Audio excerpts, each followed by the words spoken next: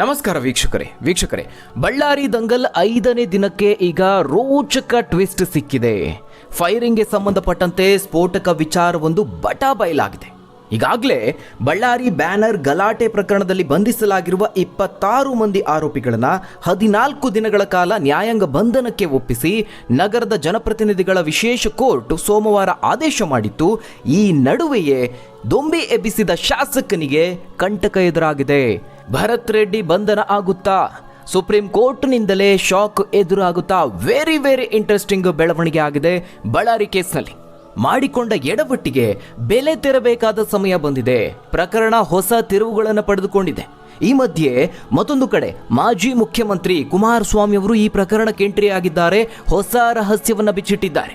ಹಾಗಾದ್ರೆ 5ನೇ ದಿನಕ್ಕೆ ಹೊರಬಿದ್ದ ಸ್ಫೋಟಕ ಸತ್ಯ ಏನು? ಕೈ ಕಾರ್ಯಕರ್ತನ ಸಾವಿಗೆ ಕೈ ಸರ್ಕಾರವೇ ಕಾರಣ ಆಯ್ತಾ?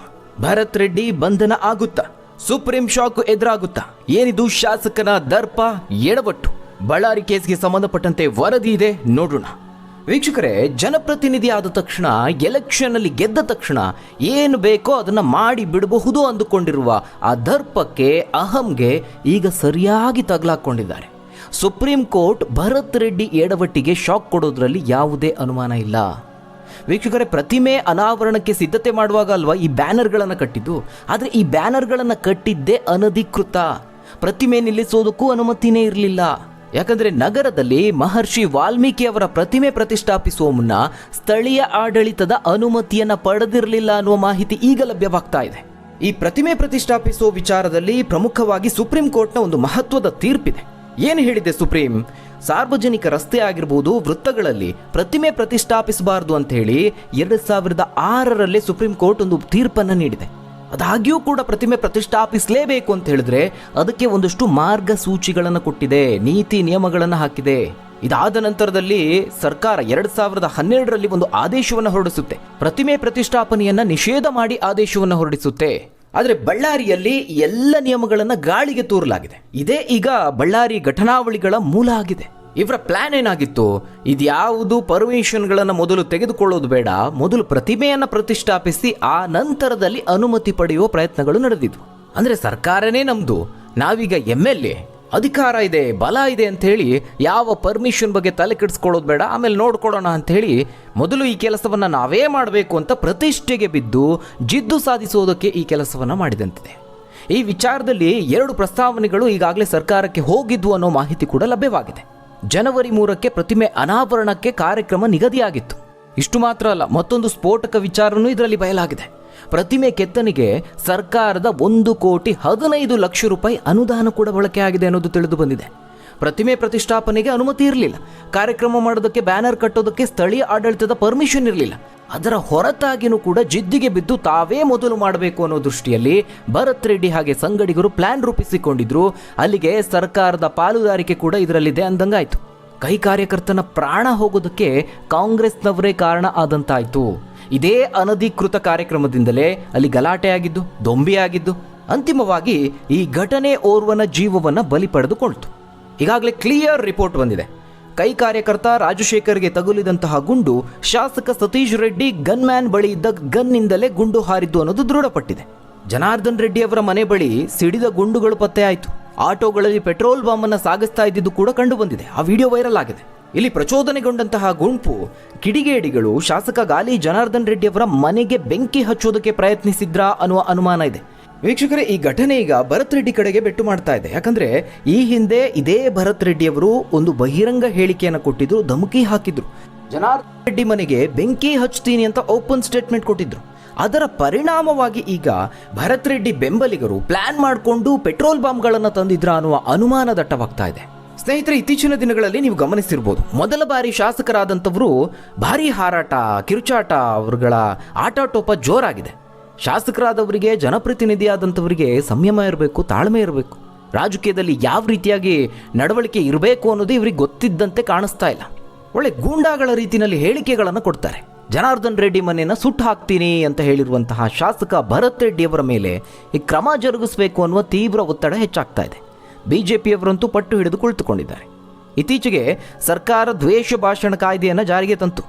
ಈ ಕೇಸ್ಗೆ ಆ ಒಂದು ಕಾಯ್ದೆ ಖಂಡಿತವಾಗ್ಲೂ ಅಪ್ಲೈ ಆಗುತ್ತೆ. ಹೀಗಾಗಿ ಭರತ್ ರೆಡ್ಡಿ ಬಂಧನಕ್ಕೆ ಆಗ್ರಹಿಸಲಾಗ್ತಾ ಇದೆ. ಇದರಲ್ಲಿ ಮತ್ತೊಂದು ವಿಚಾರ ಇದೆ. ಭರತ್ ರೆಡ್ಡಿ ಅವರೇ ತಮ್ಮ ಫ್ಯಾಮಿಲಿ ಭದ್ರತೆಗಾಗಿ ಖಾಸಗಿ ಗನ್ಮ್ಯಾನ್ಗಳನ್ನು ಇಟ್ಕೊಂಡಿದ್ರು. ಆದರೆ ಭರತ್ ರೆಡ್ಡಿ ಗನ್ಮ್ಯಾನ್ಗಳನ್ನು ಸತೀಶ್ ರೆಡ್ಡಿ ಅವರು ಇಟ್ಕೊಂಡಿದ್ರು. ಹಾಗಾಗಿ ಭರತ್ ರೆಡ್ಡಿ ಅವರನ್ನು ಅರೆಸ್ಟ್ ಮಾಡಬೇಕು ಅಂತ ಜನಾರ್ದನ್ ರೆಡ್ಡಿ ಅವರು ಆಗ್ರಹಿಸಿದ್ದಾರೆ. ಇಲ್ಲಿ ಕೇವಲ ಭರತ್ ರೆಡ್ಡಿ ಬೆಂಬಲಿಗರು ಮಾತ್ರ ಅಲ್ಲ, ಜನಾರ್ದನ್ ರೆಡ್ಡಿ ಅವರ ಬೆಂಬಲಿಗರು ಕೂಡ ಗಲಾಟೆ ಮಾಡಿದ್ದಾರೆ. ಇಡೀ ಬಳ್ಳಾರಿಯನ್ನು ಹಾಳು ಮಾಡೋದಕ್ಕೂ ಹೊರಟಿದ್ದಾರೆ. ಇಷ್ಟೆಲ್ಲ ಆದರೂ DK ಶಿವಕುಮಾರ್ ಅವರು ಭರತ್ ರೆಡ್ಡಿ ಪರವಾಗಿ ನಿಲ್ಲೋದಾಗಿ ಓಪನ್ ಸ್ಟೇಟ್ಮೆಂಟ್ ಅನ್ನು ಕೊಡ್ತಾರೆ. ಏನು ನಡೀತಾ ಇದೆ ರಾಜ್ಯದಲ್ಲಿ? ಸಿದ್ದರಾಮಯ್ಯ ಅವರು ಗರಂ ಆಗಿದ್ದಾರೆ. ಆ ಶಾಸಕನಿಗೆ ಬುದ್ಧಿ ಹೇಳಿ ಅಂತ ಇಮಿಡಿಯೇಟ್ ರಿಯಾಕ್ಷನ್ ಅನ್ನು ಕೊಟ್ಟಿದ್ದಾರೆ. ಅದಾದ ನಂತರದಲ್ಲಿ ಜಮೀರ್ ಅಹಮದ್ ಭರತ್ ರೆಡ್ಡಿ ಸಿದ್ದರಾಮಯ್ಯ ಅವರನ್ನು ಭೇಟಿ ಮಾಡಿದ್ದನ್ನು ನೀವೆಲ್ಲರೂ ಗಮನಿಸಿರ್ಬೋದು. ಆದರೆ ನೇರ ಹೊಣೆ ಹೊತ್ಕೊಳ್ಬೇಕಾದವರು ಭರತ್ ರೆಡ್ಡಿ ಹಾಗೆ ಅವರ ಬೆಂಬಲಿಗರು ಜನಾರ್ದನ್ ರೆಡ್ಡಿ ಬೆಂಬಲಿಗರು. ಆದರೆ ಸಸ್ಪೆಂಡ್ ಆಗಿದ್ದು ಮಾತ್ರ ಪೊಲೀಸ್ ಅಧಿಕಾರಿ. ಇನ್ನು ಈ ಪ್ರಕರಣವನ್ನು ಮುಚ್ಚಿ ಹಾಕೋದಕ್ಕೆ ಬಹಳ ದೊಡ್ಡ ಹುನ್ನಾರ ನಡೀತಾ ಇದೆಯಾ? ಎರಡೆರಡು ಬಾರಿ ಪೋಸ್ಟ್ ಮಾರ್ಟಮ್ ಮಾಡಿದ್ಯಾಕೆ? ಚೀಲದಲ್ಲಿ ಹಣವನ್ನು ತುಂಬಿಸಿಕೊಂಡು ಬಂದಿದ್ರಾ? ಇಂತಹದೊಂದು ಪ್ರಶ್ನೆಯನ್ನ ಇದೀಗ ಮಾಜಿ ಮುಖ್ಯಮಂತ್ರಿ ಕೇಂದ್ರ ಸಚಿವ ಕುಮಾರಸ್ವಾಮಿ ಅವರು ಮುಂದೆ ಇಟ್ಟಿದ್ದಾರೆ. ಸರ್ಕಾರಕ್ಕೆ ಚೆಕ್ಮೇಟ್ ಕೊಟ್ಟಿದ್ದಾರೆ. ನೋಡಿ, ಸತ್ಯವನ್ನ ಎಷ್ಟೇ ಮರೆಮಾಚೋದಕ್ಕೆ ನೋಡಿದ್ರೂ ಅಸಲಿ ವಿಚಾರಗಳು ಹೊರಬರೋದೇ ಇರೋದಿಲ್ಲ. ತಮ್ಮ ಆಪ್ತರಿಂದ ಮಾಹಿತಿಯನ್ನ ಪಡೆದುಕೊಂಡು ಆ ಪ್ರಕಾರವಾಗಿ HDK ಗಂಭೀರ ಆರೋಪಗಳನ್ನು ಮಾಡ್ತಿದ್ದಾರೆ. ಗ್ರೌಂಡ್ ರಿಪೋರ್ಟ್ ಅನ್ನು ಕೊಟ್ಟಿದ್ದಾರೆ. ಜನವರಿ 1ನೇ ತಾರೀಕಿನ ರಾತ್ರಿ ನಡೆದಂತಹ ಘಟನೆಯಲ್ಲಿ ರಾಜಶೇಖರ್ ಮೃತಪಡ್ತಾರೆ. ಜನವರಿ 2ರ ಬೆಳಗ್ಗೆ 6 ಗಂಟೆಗೆ ಮೊದಲ ಪೋಸ್ಟ್ ಮಾರ್ಟಮ್ ಅನ್ನು ನಡೆಸಲಾಗಿದೆ. ಆದರೆ ಪ್ರಕರಣ ಗಂಭೀರ ಸ್ವರೂಪ ಪಡೆದುಕೊಂಡ ಹಿನ್ನೆಲೆಯಲ್ಲಿ ಬೆಳಿಗ್ಗೆ 10 ಗಂಟೆಗೆ ಮತ್ತೆ ಪೋಸ್ಟ್ ಮಾರ್ಟಮ್ ಮಾಡಿದ್ದಾರೆ. ಈ ವೇಳೆ ಎದೆಭಾಗದಿಂದ ತೆಗೆದಂತಹ ಬುಲೆಟ್ ತುಂಡುಗಳನ್ನು ಫಾರೆನ್ಸಿಕ್ ಲ್ಯಾಬ್ಗೆ ಕಳುಹಿಸಿಕೊಟ್ಟಿದ್ದಾರೆ. ಪೋಸ್ಟ್ ಮಾರ್ಟಮ್ ಅನ್ನು ನಡೆಸಿದ್ದು ಡಾಕ್ಟರ್ ಯೋಗೇಶ್ ಅವರು. ಪೋಸ್ಟ್ ಮಾರ್ಟಮ್ ರಿಪೋರ್ಟ್ ಅನ್ನು ಕೊಟ್ಟಿದ್ದು ಫಾರೆನ್ಸಿಕ್ ವಿಭಾಗದ ಮುಖ್ಯಸ್ಥೆ ಡಾಕ್ಟರ್ ಚೈತನ್ಯ ಅವರು. ಈ ಅಂಶಗಳನ್ನ ಪರಿಗಣಿಸಿ HDK ಏನು ಹೇಳ್ತಾ ಇದ್ದಾರೆ? ತಮ್ಮದೇ ಪಕ್ಷದ ಕಾರ್ಯಕರ್ತನ ಕೊಲೆಯನ್ನು ಮುಚ್ಚಿ ಹಾಕೋದಕ್ಕೆ ಕಾಂಗ್ರೆಸ್ ಸರ್ಕಾರ ಇನ್ನಿಲ್ಲದ ಪ್ರಯತ್ನವನ್ನು ನಡೆಸ್ತಾ ಇದೆ. ಆ ಕಾರಣಕ್ಕಾಗಿ ನತದೃಷ್ಟ ಕಾರ್ಯಕರ್ತನ ಮೃತದೇಹವನ್ನು 2 ಬಾರಿ ಮರಣೋತ್ತರ ಪರೀಕ್ಷೆಗೆ ಒಳಪಡಿಸಿದೆ. ಇದು ಕಾನೂನು ಬಾಹಿರ. ಹೋಗ್ಲಿ, ಮೊದಲ ಮರಣೋತ್ತರ ಪರೀಕ್ಷೆಯಲ್ಲಿ ಏನು ಫಲಿತಾಂಶ ಹೊರಬಂತು ಅದನ್ನು ಬಿಚ್ಚಿಡಿ. 2ನೇ ಮರಣೋತ್ತರ ಪರೀಕ್ಷೆಯಲ್ಲಿ ಏನು ಮಾಹಿತಿ ಇದೆ ಅನ್ನೋದನ್ನು ಸರ್ಕಾರ ಬಹಿರಂಗಪಡಿಸಬೇಕು. ನಿಮಗೆ 2ನೇ ಮರಣೋತ್ತರ ಪರೀಕ್ಷೆ ಮಾಡಬೇಕು ಅಂತ ಯಾರು ಒತ್ತಡ ಹೇರಿದ್ರು? ಮೊದಲ ಪರೀಕ್ಷೆಯಲ್ಲಿ ವ್ಯತಿರಿಕ್ತ ವರದಿ ಬಂತ, ಆ ಕಾರಣಕ್ಕಾಗಿ ನೀವೇನಾದರೂ 2ನೇ ಬಾರಿ ಪರೀಕ್ಷೆ ನಡೆಸಿದ್ರಾ ಅನ್ನೋ ಪ್ರಶ್ನೆಯನ್ನು ಮುಂದಿಟ್ಟಿದ್ದಾರೆ. ಕುಮಾರಸ್ವಾಮಿ ಅವರ ಪ್ರಕಾರ ಈ ಪ್ರಕರಣದಲ್ಲಿ ಶಾಸಕ ಜನಾರ್ದನ್ ರೆಡ್ಡಿ ಅವರನ್ನು ಸಿಕ್ಕಿ ಹಾಕಿಸೋದಕ್ಕಂತಾನೆ ಸರ್ಕಾರ ತನಗೆ ಬೇಕಾದ ರೀತಿಯಲ್ಲಿ ವರದಿ ಪಡೆಯೋದಕ್ಕೆ 2ನೇ ಮರಣೋತ್ತರ ಪರೀಕ್ಷೆಯನ್ನು ನಡೆಸಿದೆ ಅನ್ನೋದು ಅವರ ವಾದ. ಇದು ಮಾತ್ರ ಅಲ್ಲ, ಕುಮಾರಸ್ವಾಮಿ ಅವರು ಕೆಲವೊಂದಷ್ಟು ಸೂಕ್ಷ್ಮ ವಿಚಾರಗಳನ್ನು ಬಿಚ್ಚಿಟ್ಟಿದ್ದಾರೆ. ಸೆಕ್ಷನ್ 144 ಹಾಕುವಂತೆ ತಹಶೀಲ್ದಾರ್ ಸೂಚನೆಯನ್ನು ಕೊಟ್ಟಿದ್ರಂತೆ. ಆದರೆ ಅದನ್ನು ಯಾಕೆ ಜಾರಿಗೆ ತರಲಿಲ್ಲ ಅಂತ ಕೇಳ್ತಿದ್ದಾರೆ. ಇನ್ನು ಜನಾರ್ದನ್ ರೆಡ್ಡಿ ಮನೆ ಕಡೆಗೆ 6 ಗುಂಡು ಹಾರಿಸಲಾಗಿತ್ತು. ಪೆಟ್ರೋಲ್ ಬಾಂಬ್ ತಂದ ಆಟೋವನ್ನು ಸೀಸ್ ಮಾಡದೆ ಹಾಗೆ ಕಳುಹಿಸಿದ್ದಾರೆ ಅಂತ ಕುಮಾರಸ್ವಾಮಿ ಅವರು ಆರೋಪ ಮಾಡ್ತಾ ಇದ್ದಾರೆ. ಇಲ್ಲಿ ಕುಮಾರಸ್ವಾಮಿ ಅವರು ಕೇಳ್ತಾ ಇರುವಂತಹ ಪ್ರಶ್ನೆಗಳು ವ್ಯಾಲಿಡ್ ಆಗಿದೆ. ಯಾಕಂದ್ರೆ ಆಟೋದಲ್ಲಿ ಪೆಟ್ರೋಲ್ ಬಾಂಬ್ ತಂದಿರುವ ಬಗ್ಗೆ ಸಾಕ್ಷಿ ಸಿಕ್ಕಿದೆ, ಅದರ ವಿಡಿಯೋ ವೈರಲ್ ಆಗಿದೆ. ಇನ್ನು ಜನಾರ್ದನ್ ರೆಡ್ಡಿ ಅವರ ಮನೆ ಕಡೆಗೆ ಫೈರಿಂಗ್ ಆಗಿದೆ ಅನ್ನೋದಕ್ಕೆ ಸಿಡಿದ ಗುಂಡುಗಳು ಪತ್ತೆಯಾಗಿದೆ. ಸದ್ಯ ಈ ಘಟನೆಯನ್ನ CBIಗೆ ಕೊಡಬೇಕು ಅಥವಾ ಹೈಕೋರ್ಟ್ ಜಡ್ಜ್ ಅವರ ನೇತೃತ್ವದಲ್ಲಿ ತನಿಖೆ ಮಾಡಿಸಿ ಅಂತ ಜನಾರ್ದನ್ ರೆಡ್ಡಿ ಅವರು ಕೇಳ್ಕೊಂಡಿದ್ದಾರೆ. ಇನ್ನು ವೀಕ್ಷಕರೇ, ಇದೇ ಸಂದರ್ಭದಲ್ಲಿ ಈ ಪ್ರಕರಣಕ್ಕೆ ಕೇಂದ್ರದ ಎಂಟ್ರಿ ಆಗ್ತಾ ಇದೆ. ಕೇಂದ್ರ ಸಚಿವ ಸೋಮಣ್ಣ ಅವರು ಈಗಾಗಲೇ ಸುದ್ದಿಗೋಷ್ಠಿಯನ್ನು ನಡೆಸಿದ್ರು. ಬಹಳ ಸ್ಪಷ್ಟವಾಗಿ ವಿವರಿಸಿದ್ದಾರೆ. ಈ ವಿಚಾರದಲ್ಲಿ ಕೇಂದ್ರದ ಎಂಟ್ರಿ ಖಚಿತ ಅಂತ ಹೇಳಿದ್ದಾರೆ.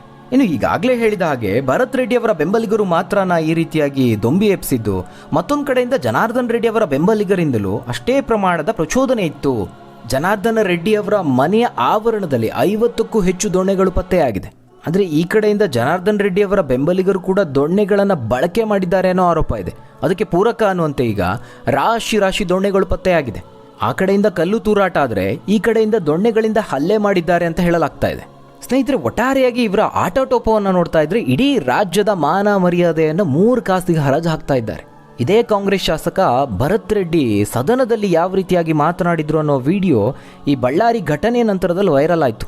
ದುಡ್ಡಿನ ಮದ, ಅವಿದ್ಯಾವಂತರ ಕೈಯಲ್ಲಿ ಈ ಅಧಿಕಾರ ಸಿಕ್ಕರೆ ಅಥವಾ ಇಂಥವ್ರನ್ನ ಸದನಕ್ಕೆ ಆರಿಸಿ ಕಳಿಸಿದ್ರೆ ಏನಾಗುತ್ತೆ ಅನ್ನೋದಕ್ಕೆ ಭರತ್ ರೆಡ್ಡಿ ಒಂದು ಉದಾಹರಣೆ.